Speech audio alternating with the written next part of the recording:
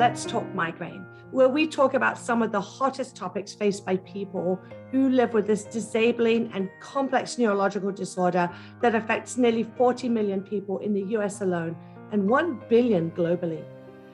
Today, we're going to be talking about patient advocacy, why it is important, and what that could look like for different people. So Angel, let's start out with you today. I know that you are still fairly new to the patient advocate scene, but can you tell us how advocating for others has made a difference in your life? It's empowered me. As a person who has chronic migraines, my spouse has been my patient advocate, but now I'm a mother of 2 sons who also have chronic migraines. And I am now at a place where I can tell their physicians what's working, what's not working. I feel comfortable advocating for them the way I've been advocated for. And by doing that and then sharing within my community, whether it be in social media or just in my one-on-one conversations, talking about migraine and talking about the disease allows me the ability to say that I am not invisible. This disease is not invisible. And we deserve all of the research, all of the support that many other chronic diseases also have. That phrase that we are not invisible is such a powerful phrase. And I think that all of us here can probably relate to that when we get involved in patient advocacy, it's like we're coming out of the shadows, we're showing our face. And that's such a huge thing. And of course, you know, now having you involved in just doing this video and some of the other things that you've been involved with in my community has been amazing to hear you use your voice. And just to hear from you what you have to say, it's incredibly powerful. And I know that you're helping so many people. So Carrie, let me just ask you, you know, how has being a patient advocate made a difference in your life? Advocacy has made a difference in my life in so many ways. It helps me feel less, I'm stuck on this word victim because I don't really like that word, but advocacy helped me not feel so helpless. It helped me feel like I had a say in my life and in migraine. Even if I couldn't find a treatment that was effective, by advocating, I was doing something positive and empowering. And I felt like I had more value in the world. That's also kind of a strange word to say, but that's really, I felt like I had a place and a purpose by advocating. Absolutely. That's so true. I know that that's how I feel as well, is I relate to what you say about the word victim, that it kind of sticks in my throat a little bit. But I think when you have a disease that takes so much, there is a tendency to feel like that and for that to be very valid. But by being involved in patient advocacy, then we're taking back a little bit of control and we don't feel so helpless. And it is empowering and validating. And that is so important. And thank you just for clarifying, what do we mean by patient advocacy? Because it can mean so many different things. So let me ask you, Erin, what does patient advocacy mean to you? And how has that made a difference in your life? Sure. Coming from a place of being a male with migraine, it's very interesting. It's an interesting perspective because there's not a lot of men out there that are wanting to speak up about migraine, that they have it. So trying to use my voice to speak up, I feel as being an advocate for other men out there that suffer from migraine. Absolutely. And I'm just curious, I'm wondering, as a man, is there a sense that it is not manly to talk about a disease that is painful or that makes you, unable to do the things that you feel you should be able to do? Yeah, society tells us that men are strong, and we are, and we're all strong, but it tells us to not show our pain, that it makes us look weak. So, discussing things that are painful, discussing diseases, and discussing anything that makes us appear less manly, there's a stigma surrounding it. So it's important that other men out there know that you're being strong by speaking up, because you are telling somebody that you can't carry this by yourself, and that you need, it's okay to do that, because not only is it mentally challenging to carry that by yourself, but it's physically challenging. So speak up, talk to somebody, get the help that you need so that you can be strong for those people around you. Yeah, I love that. That's really helpful. For me, patient advocacy it's an outlet. It's a way of being empowered. It's given me purpose and value in my life, value that I felt that I lost as the disease chronified and as I was able to do less and less until eventually I wasn't able to work a full-time job anymore. And I love feeling that I'm making a difference in other people's lives, even if it's just a small way. That is empowering to me, and it makes me feel good. I love helping people, and I think a lot of us feel like that as well. So for me, patient advocacy has been transformative in my life. But patient advocacy is not all positive. There are challenges that come along with it as well. And so, Carrie, you and I have talked a little bit about some of the challenges of patient advocacy in the past. Can you share a little bit about that? Maybe some of the boundaries, boundary issues that we experience when getting involved? The biggest challenge for me is balancing my energy and my time. There's so much that I want to do. And if I didn't have any limitations, I would just be going full steam. And I can't. My body does not allow that. And so I've come to a place where my health always comes first. And Shoshana's probably heard me say this in meetings before. My health always comes first. And one of the things that I do, if I'm asked to do something, I thank the person for the opportunity and I tell them I'll get back to them. I never, even if I really want to do something or really don't want to do something, I never say yes or no immediately, because I need to give myself time to think about my schedule and not just like what's on my calendar, but what I have the bandwidth for, what I have the emotional energy for, if the activity is going to be draining or not. Some things are really energizing and some things may be energizing, but they're also draining. And I consider that full spectrum.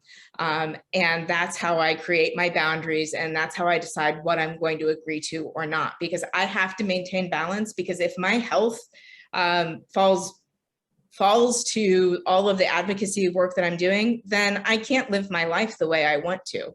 And so I have to put my health first. Yeah, that's so important to talk about that. That's a challenge for me too. I know it's a challenge for a lot of us that are very involved in patient advocacy. We want to make a difference. We want to do things, but the reason that we're involved in this is because we have health challenges, some of us very serious health challenges. And so setting those boundaries is really important.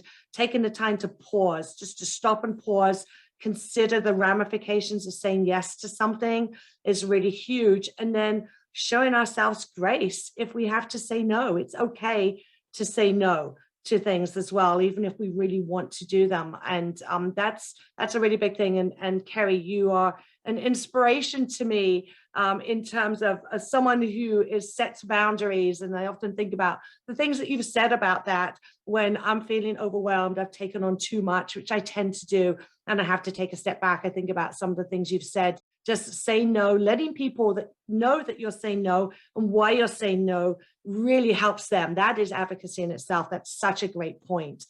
Angel, let's pivot a little bit, because I know that you face some unique challenges yourself in terms of advocacy. Maybe you can share a little bit more about that.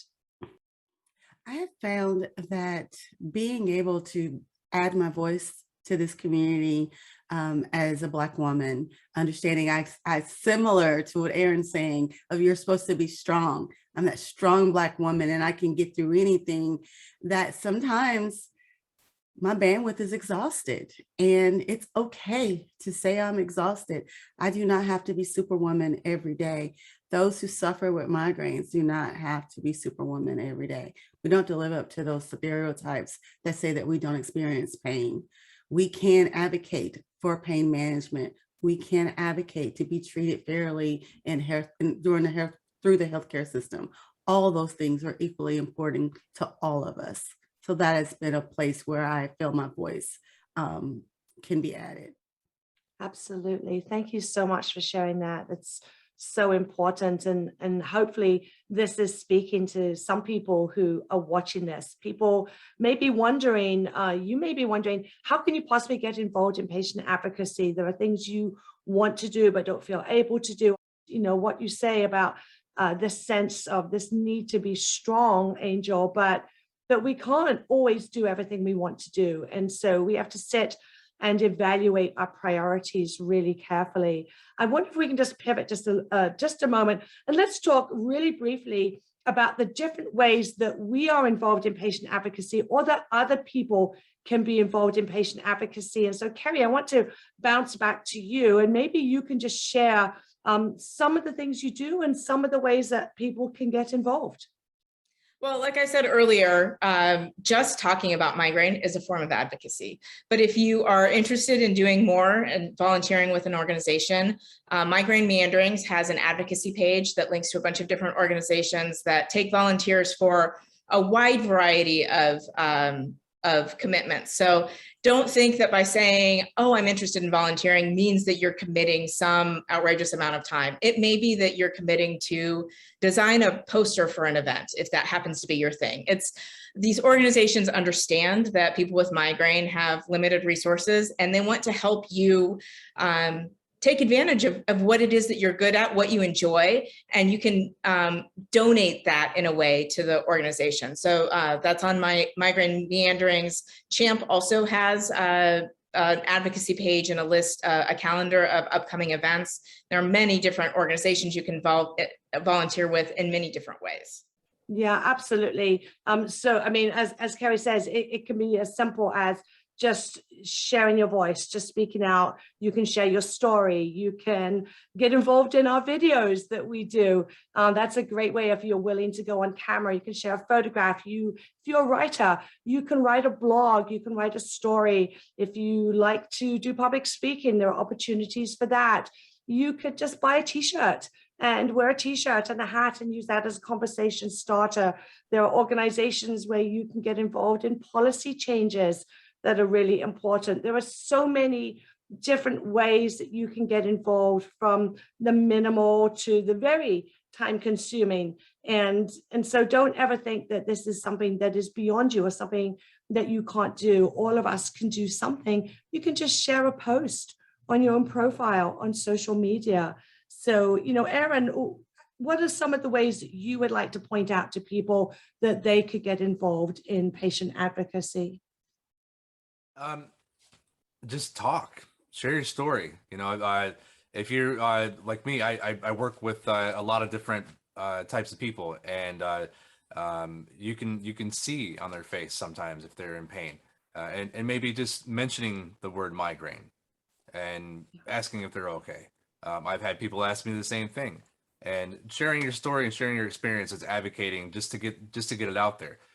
There are a lot of people that are scared to talk about it. Advocating for them is sharing your story so they're not scared to talk. So don't be afraid to talk about it.